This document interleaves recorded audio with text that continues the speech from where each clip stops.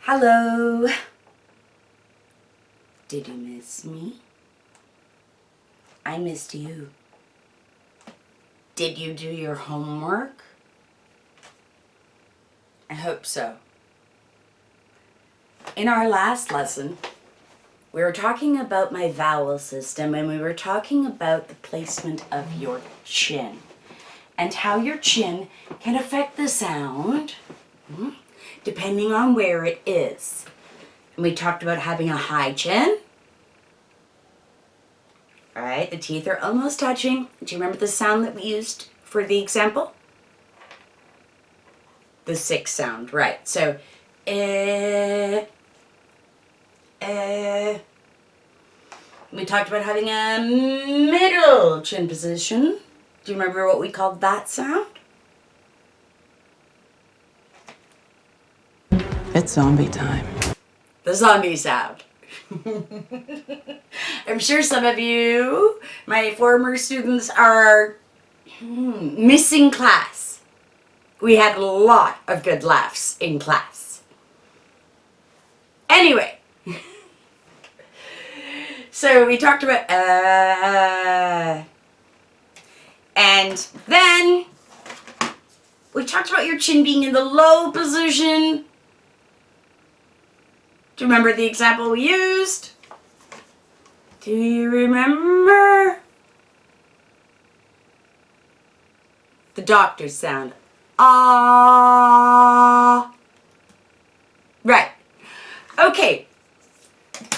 In today's lesson, we're going to talk about the second part of my system, which is talking about your cheeks. Now, please remember, your body has 4 cheeks.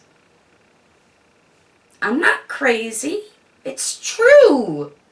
Medical students are laughing right now.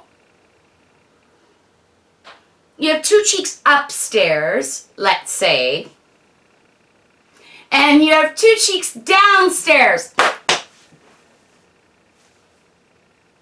Now, in pronunciation class, I do not care about your downstairs cheeks. They will not change the sound. Unless you're an alien, perhaps. But anyway, no. I only care about these cheeks. And I care about whether these cheeks are tense, like a muscle, tense, or the opposite of tense, lax. Not relax. Relax is a verb. That's when you lose some points on some exams. So, lax. The opposite of tense. Tense and lax. Tense. Lax. Okay, so let's put those 2 words up here as the 2 choices for your cheeks, and let's talk about how that changes the sound. So, we're not talking about your chin changing position. No. We're not talking about your lips changing position. Don't think about your lips. Your lips will move naturally. Just think about your cheeks and your cheek muscles. Okay, so your cheeks could be tense. Now, I have big cheeks, so it's easy to see when my cheeks are tense. E or ah. In both of those cases, I can feel my cheek muscles are tense. Okay, so let's put some examples. E, each,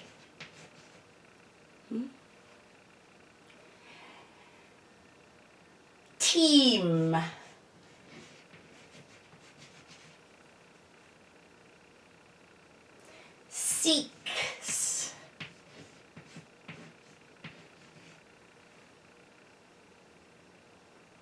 Wheel. Now I'm going to put both wheels, W-H-E-E-L, sorry, and W-E-apostrophe-L-L, wheel. Okay. So, these, hi Jen, the lips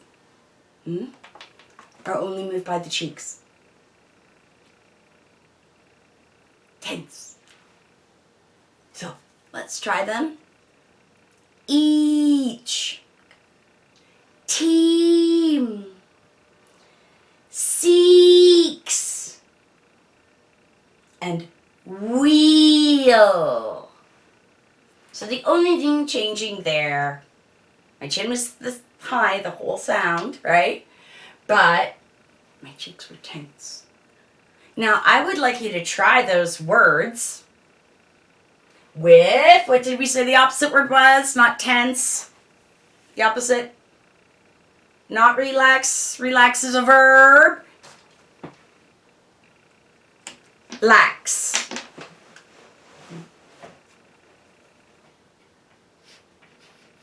So I would like you to pause the video if you can and try these words.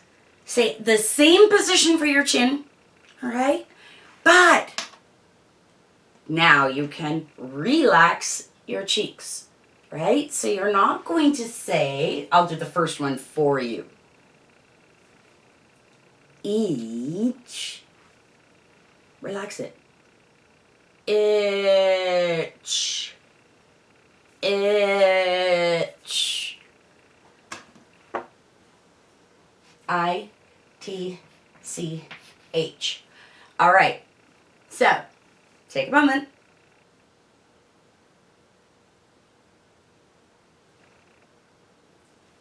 Hopefully, you took a moment and tried to guess the words that come in these examples when your cheeks are lax, right? Okay, so we had team and then lax. Tim. Seeks. Six. Now remember, our chin is high in both of these. Seeks, six. If your chin is in the middle position, you're saying a very different word, aren't you? Okay, seeks, six. Maybe another lesson we'll deal with the zombie sound in there. Wheel. Make the cheeks lax. What are you getting? Will.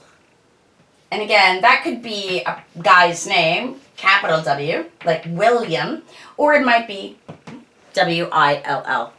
All right. Now, a good way to practice this is just to put your elbows on a desk or a table and put your fingers, index, on your cheeks. And then just repeat the words. That's really it. So, further examples. Pete. Pit. Eat. It. Seat. Sit. My chin is not changing location. My cheeks are tense for what we're going to call the smiling sound. E, cheese, tequila, kimchi, whiskey. Your choice. So anyway, that's the smiling sound because your chin is high and your cheeks are tense, making your lips smile. In the comments, you can share what other words you might use for taking photos to make people smile. And I guarantee they have the E sound. You could also call it the mosquito sound. Eee. But that's more annoying. We've talked about this sound before in the last class. We talked about the sick sound or the ill sound. You're thinking about words like pill, ill, sick. I know those medical students right now are going, not peel, beel, and seek. Right. Stop smiling and you'll say it correctly.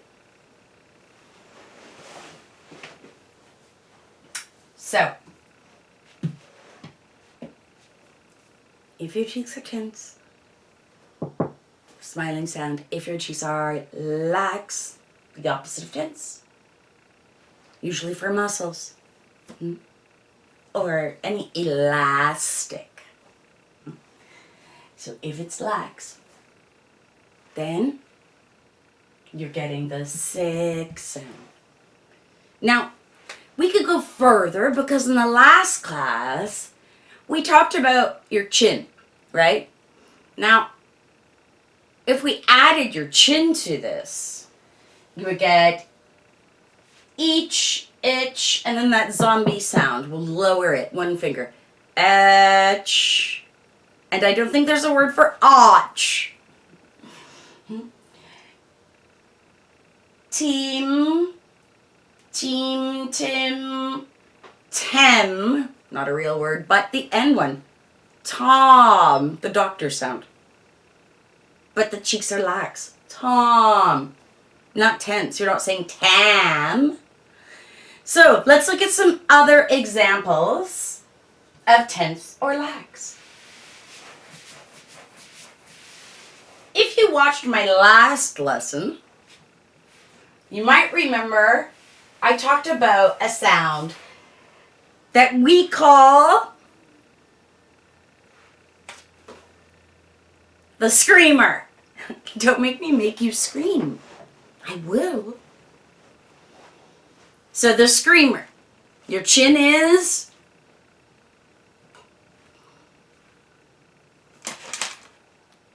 low. Your cheeks are, feel them, tense. So let's look at some examples of that. Talking about those words that we were just talking about.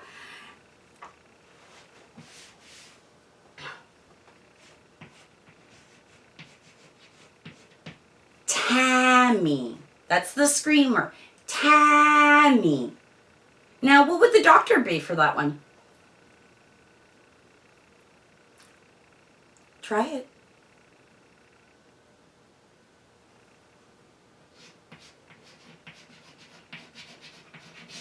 Tommy, Tommy, Tammy, tense, Tammy, Tommy. Your chin is still low. The thing that's changing, your cheeks are tense. This is also spelled M-M-Y, I know, but this is the one that I am accustomed to. So T-A-M-I or T-A-M-M-Y, Tammy. T-O-M-M-Y, the doctor sound, Tommy. Let's look at some more examples here. Examples. It just happens naturally. I can't help it. Naturally. All right. Another one that we should look at is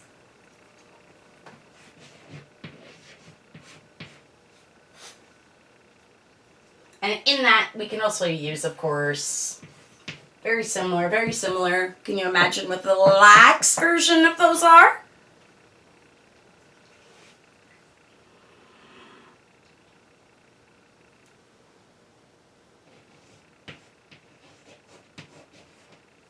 All right, so let's just look at those three words. Make sure you're hearing them correctly. The chin is low, two fingers open. and the cheeks are tense. And we're calling it the screamer. If you don't like to call it the screamer, you could also call it the the dentist sound. I'm sorry, not the doctor. Because at the dentist, they always want to look at that back, bottom tooth. So, if you can see your back, bottom tooth, you're saying the sound correctly. Ah, your tongue is flat. All right, so you can use your mirror, and you should. Ah, ear to ear and ear to ear. All right, so bat. Maybe you're screaming, excited to see one. Bat! Or maybe you're scared, although I don't know why. Cat. Fan. The person or the thing. Now, make your cheeks lax. What do you get? Bat. Bot. Cat. Cheeks are lax. Chin still low. Caught.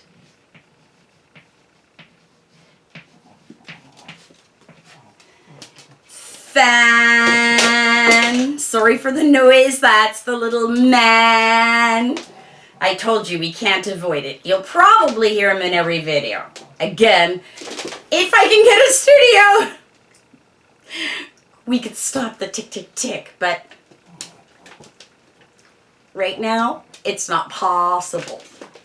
So, the snort, snort, snort, and the tick, tick, tick, that's part of it. All right. Fan. And this word actually means a baby deer, like Bambi. It's also an action. You can look it up. Fawn. Fawn. Okay. So did the person say, please call Tammy, or did the person say, please call Tommy? You need to train your ears. So again, you're putting on your elephant ears, right? Pulling them forward. Tammy, Tommy. Doing that a few times. I would also suggest using your fingers, checking if your cheeks are tense or lax, right? Tammy, Tommy, Ta.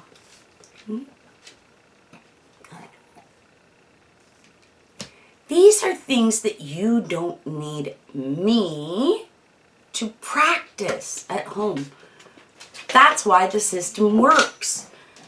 I tell you where your chin is, what your cheeks are doing, and in the next class, what your lips are doing.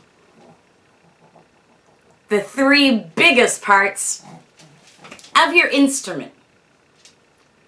Now, since the little man is making so much noise, let's see if he'd like to meet you today. Probably not, but we'll try.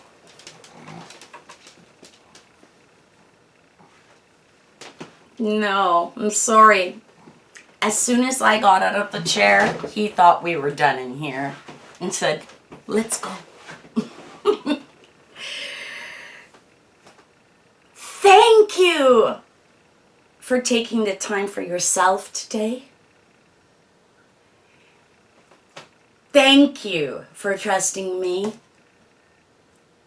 I appreciate all of your views. I truly do. Even if you didn't enjoy it and you have some feedback. Please remember there are 3 ways that you can support Teach Me Tanya. First, and most important, share.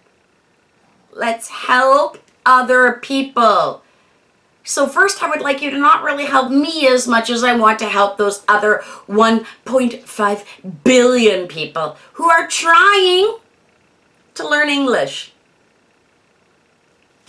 Good. So you're sharing. Hopefully you'll like each video. I know it's hard. We forget to do it, but those likes are really important for the algorithm and for other people to find me. Again, help me help other people. Okay, so there we go. You're sharing, you're liking, you're subscribing, I hope, because we're going to do a lot more together. Ring that bell. Number 2, you can support Teach Me Tanya on Patreon, and we are also on Buy Me a Coffee as Teach Me Tanya. Again, thank you for your time today. See you in the next lesson.